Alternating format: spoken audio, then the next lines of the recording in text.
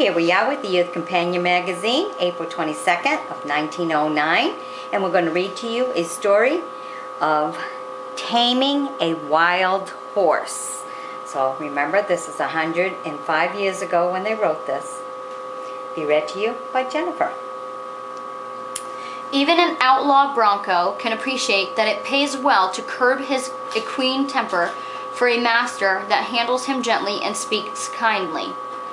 In his new book, Reminiscence of a Ranchman, Mr. E.B. Bronson gives this instance of taming a horse known as Bad a fighter every time he was saddled. It took a lot of time and patience and nearly wore me out, but finally I worked up the rope hand over hand until, dodging his strikes, I succeeded in slipping a half hitch over his nose. And then there was another long tussle before I could approach him. When at last I got within arm's reach, I began gingerly to rub his nose, scratch his head, and pat his neck, and wonder of wonders, he actually stood still in sheer astonishment to meet a puncher that neither yelled at, struck, nor jerked him. Presently I got a lump of sugar into his mouth, and then a second. It tasted good, and the wicked eyes glare less balefully, the nervous ears drooped lazily, the resentful muscle relaxed, and old bars stood quietly at ease.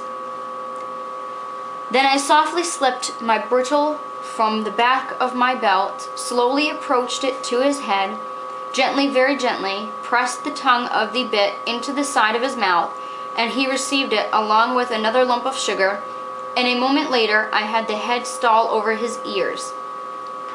Once during the saddling, he came out of his trance and fought me, but with patience and more patting and another lump of sugar, he was again quieted till the saddling was finished.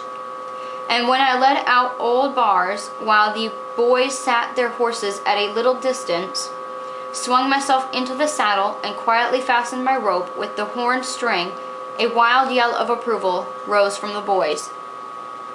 There you go. That's how to take care of that. Be sure to sub me, join me as a friend, and we'll bring you some more stories of 105 years ago.